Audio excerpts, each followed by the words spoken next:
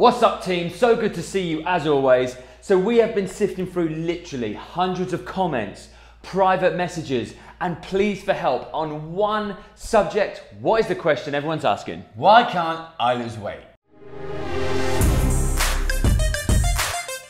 So before we get into it, let's just clarify things. It shouldn't be why can't I lose weight, it should be why can't I lose fat? Because weight is it's ambiguous. It could be water, it could be muscle, it could be organs, it could be bone.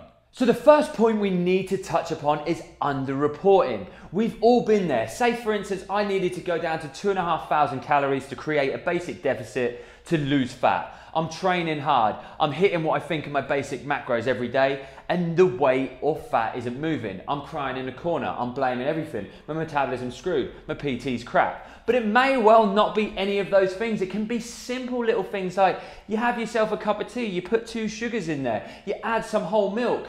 You don't realize how many extra calories that contains. If you do that 3 or 4 times a day over a week and you don't report any of it because it's not a full meal or it's just a drink, you'll be shocked at how many calories over that you're consuming every single day without even realizing. Yeah, this can happen for loads of reasons. For ourselves, we don't actually track our macros. We're our calories. We're pretty consistent with our food. We know what has what.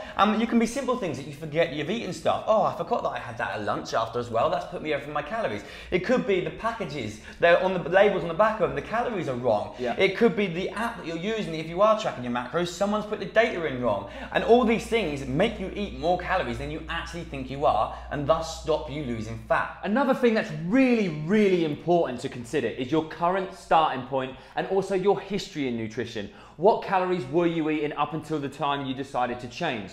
There are some extremely clever apps out there and calculators that can help, but they don't know you. They only know what information you give them, which is normally something like your height, your age, and your weight. And it will churn out a number, which is fantastic, but that might be a million miles above or below what you're currently eating. So if you don't know exactly where you are right now and you're eating, I don't know, 5,000 calories a day, and this says you need to be eating 2,000, that is a huge drop to make to be able to get to those calories, and your body's just gonna go, nah, not having any of that. So my advice to you would be, leave the calories you burn in a workout alone. They are your little bonus. They're bonus calories. It's one separate piece. Just keep your training consistent, okay? And that will be a consistent kind of factor in your kind of food diary. Let's talk about it that way.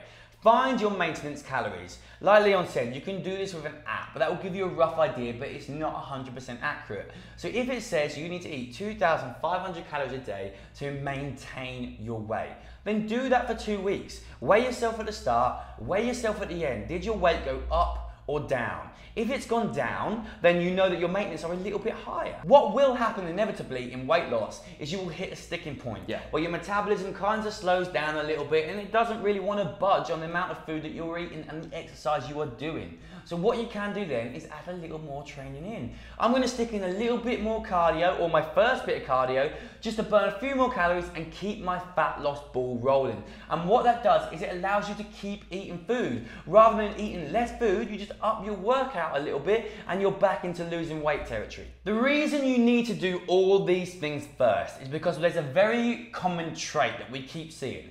People come and they say, look, I'm not losing weight or I'm not losing fat, I'm doing everything right, my metabolism must be screwed. And yes, you can affect your metabolism and it does happen, but I don't think it's as common as people think. Quite often people are underreporting, they're overcomplicating stuff, or they're misleading labels. This is the most common thing.